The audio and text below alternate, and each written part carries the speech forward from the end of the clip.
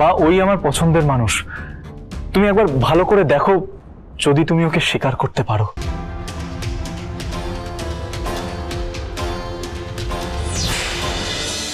আমি তোমাকে প্রচন্ড ভালোবাসি কুসুম, প্রচন্ড ভালোবাসি। ছোট সাহেব,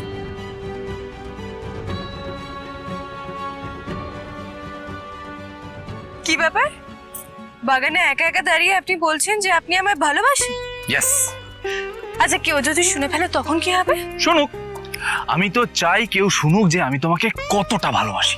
আমি চাই সারা পৃথিবী এটা জান। ও তাই বুঝি? একদম তাই। তুমি দেখবে। I love. ছোট সাহেব, আপনি কি করছেন নাকি? কেউ যদি শুনে ফেলে তখন কি হবে? কুসুম, কুসুম, আমি আর অপেক্ষা করতে পারছি না কুসুম, জাস্ট অপেক্ষা করতে পারছি না। আমি পাগল হয়ে যাব। আমি জাস্ট চাইছি এই ভালো খবরটা কতক্ষণে গিয়ে সবাইকে জানাবো।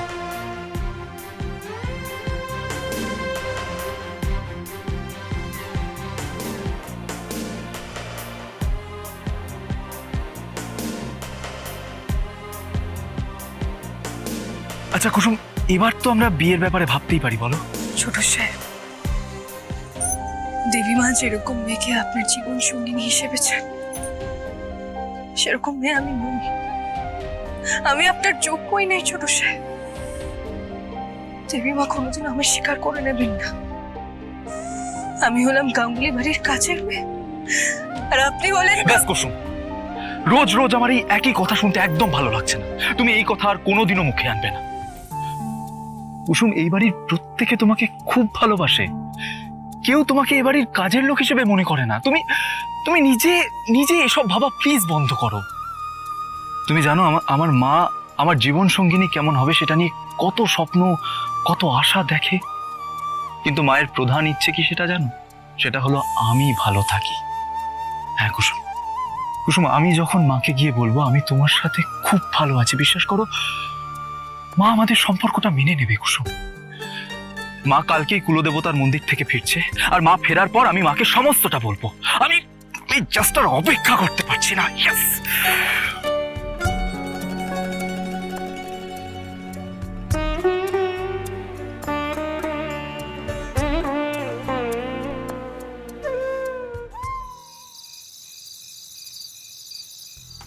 বাবা, কি ব্যাপার ঈশান? এরকম অদ্ভুত ভাবে সাজানো কেন? কিছু অনুষ্ঠান আছে নাকি আমাদের বাড়িতে? আমি বলবো না মা, যা বলার ভাইদাই বলবে। ভাইটা? Anything special? Special, very very special মা। কি বলছো? মানে আয়ুষ কি আবার কোনো অ্যাওয়ার্ড পেয়েছে? আয়ুষ, তুমি কি আবার কোনো অ্যাওয়ার্ড পেয়েছো নাকি? মানে তার সেলিব্রেশন করবো আমরা? মা, আজ আমি তোমাকে একটা খুব গুরুত্বপূর্ণ কথা বলতে চাই, আমার জীবনের সব থেকে গুরুত্বপূর্ণ কথা। ও তো বলো। হ্যাঁ বলছি, তুমি বসো, এখানে বসো। আচ্ছা। মা, আগেই আমি তোমার কাছে ক্ষমা চেয়ে নিচ্ছি বিষয়টা এতদিন তোমাকে না বলার জন্য।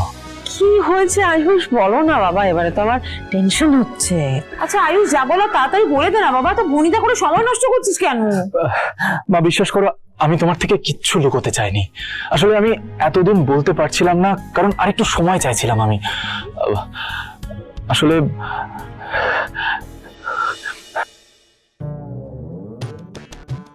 বুঝতে পেরেছি, আয়ুষ নিশ্চয়ই দিদির কাছ থেকে কিছু লুকিয়েছে। এর আগে যতবার ও দিদির কাছ থেকে কিছু লুকিয়েছে বাড়িতে বড় বড় নাটক হয়েছে। তার মানে এবারও একটা জমজমাট নাটক হবে। হ্যাঁ, কি মজা। আমার একটা মেয়েকে পছন্দ হয়েছে মা।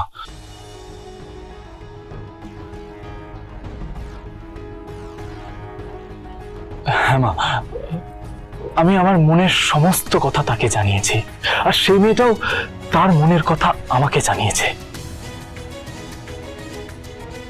আয়ুষ, আমি বুঝতে পারছি না, সবই যখন নিজেরা ঠিক করে নিয়েছো তখন লাস্ট মোমেন্টে এসে আমাকে বলার কি অর্থ? না মা, আসলে দিদি, তুমি সেই আয়ুষের জন্মের পর থেকে এই স্বপ্নই দেখে গেছে যে তুমি আয়ুষের জন্য পাত্রী নিজে পছন্দ করবে।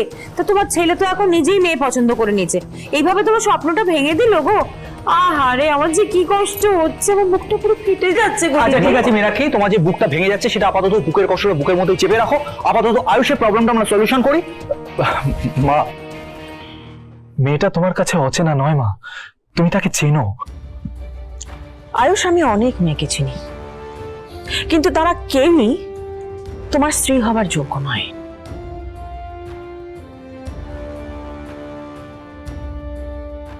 আমি ঠিক বুঝতে পারছি না তুমি কি ভেবে এত বড় একটা সিদ্ধান্ত নিলে। এবারে যে মেয়ে আসবে তাকে যদি আমার পছন্দ না হয় তখন সেটা তুমি একবারও ভাববে না?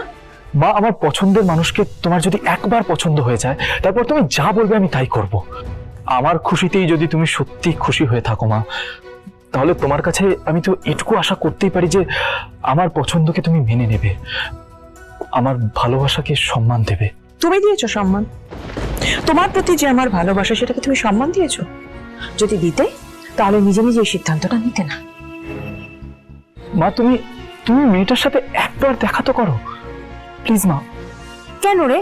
দিদি যাকে পছন্দ করে না তার সঙ্গে দেখা করতে যাবে কেন? হ্যাঁ, আমি বলি কি দিদি দাঁড়া, বেশ ঠিক আছে, কালকে নিয়ে এসো মেয়েটিকে, আমি দেখি, তারপরে কথা এগোবো। না মা, কাল নয় আজকেই। যা সিদ্ধান্ত নেওয়ার তুমি আজকেই নাও, কারণ সেই মেয়েটা এখানেই আছে। এই অনু, এই টেনশনে তো আমার মনে হচ্ছে এবার প্রেশারটা হাই হয়ে যাবে। আরে আমারও তো ভয় ভয় করছে। উফ, ঠাকুর যেন সব ঠিকঠাক করে। ভিতরে এসো।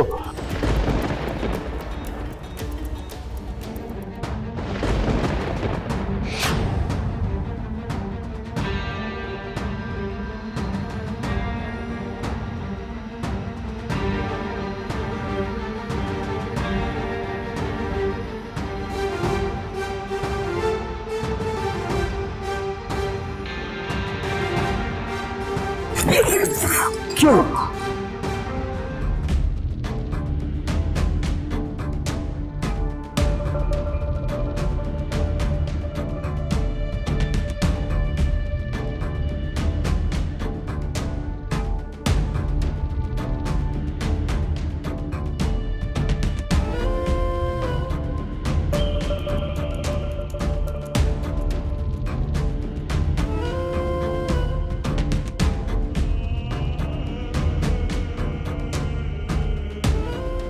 মা, ওই আমার পছন্দের মানুষ। তুমি একবার ভালো করে দেখো, যদি তুমি ওকে স্বীকার করতে পারো।